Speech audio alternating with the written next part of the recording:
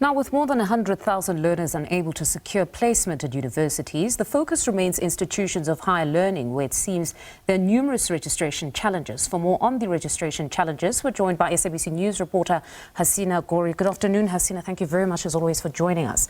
So today you visited the University of Johannesburg. They had a record number of applications, 600,000 to be exact, but they've capped their intake for first-year learners at 10,900.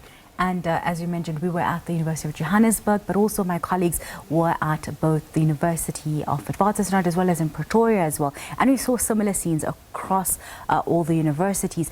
When we spoke with the University of Johannesburg, what they mentioned is that the 10,900 is not a cap that they give themselves, but from a framework that comes from national levels, and that if they exceed that levels, they are penalized. I want to explain the 600,000 applications that they did receive. So every pupil that applies gets 2 courses or tracks that they can apply for, and that's why we see the 600,000. So it's 300,000 applications that have been received, or people that have applied, but because they've applied for 2 courses, it then brings them to 600,000. But irrespective, it is 10,000 spaces in all the faculties across the board that they can only cater for.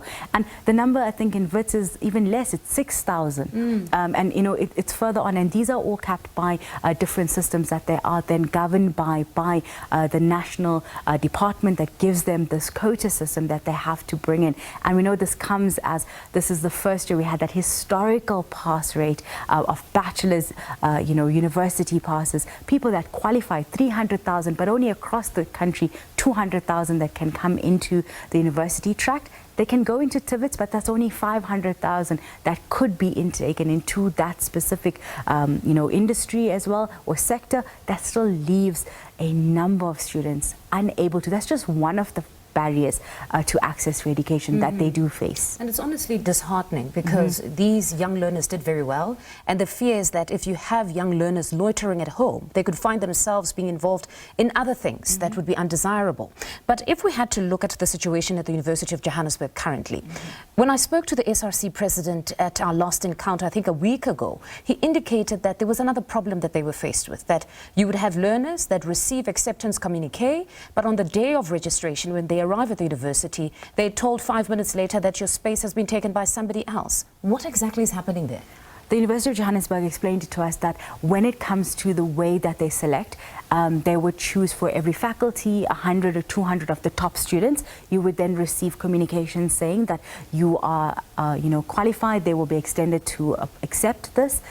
But it then goes into a first comes first serve basis, meaning that if 100 people got that notification, whoever came first. So actually they said if there was 100 spaces, they would send out 200 respondents saying that you can then be invited to accept.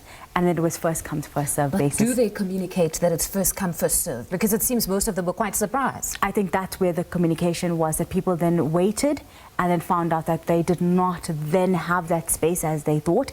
And we spoke with the SRC as well today, and they brought the same matter up, saying that the university said they were going to open up more spaces. And they were asking for those that were rejected from those faculties because of missing the deadline to be first given an opportunity. They're still in communication and conversation with the university to find out how they can find a way forward. The university is saying that it's an unfair process to give those that were rejected as the first spot, and that it has to go according to the list. So we will have to engage further on this. And speaking to many of the university students, the first time applicants, they also mentioned that they did not understand really going through this application process how arduous it would be, but how competitive it was. They had understood the APS system, they knew the kind of scores they needed and the minimum requirement, but given the sheer number of applications, they didn't know that it was down to you could have 99.5% and the other person could have 99.4%, and that could be the criteria that would differentiate whether or not you'd get into a faculty. Honestly, these are very difficult times. It's something that we didn't have to go through, but I suppose nevertheless we still commend the class of 2024 for those very great results. But beyond this, I understand that today there was very little feet at the university, and this is due to their migration to online registration, something they pride themselves in. And that is something we're not used to seeing at the University of Johannesburg. Specifically, they would allow walk-ins to come through. We'd have those long lines. We'd have protest action taking place, returning students today.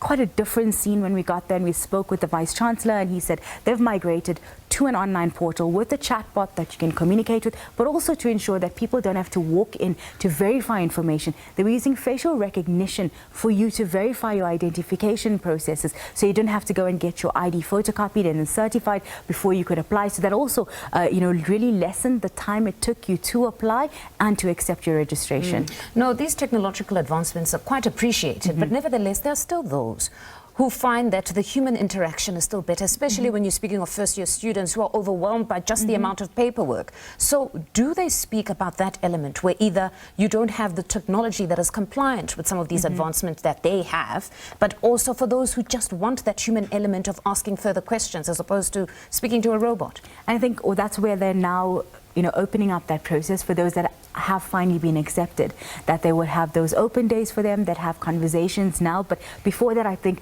it's become very impersonal across most universities, where everything is being done via the chatbots, via email, via technology. And as you say, sometimes a disadvantage for some that might not be as techno-savvy as others. Hasina, always a pleasure talking to you. Thank you very much for that reportage. That's SABC News reporter Hasina Gori, just taking us through some of the registration challenges at most of the universities this month.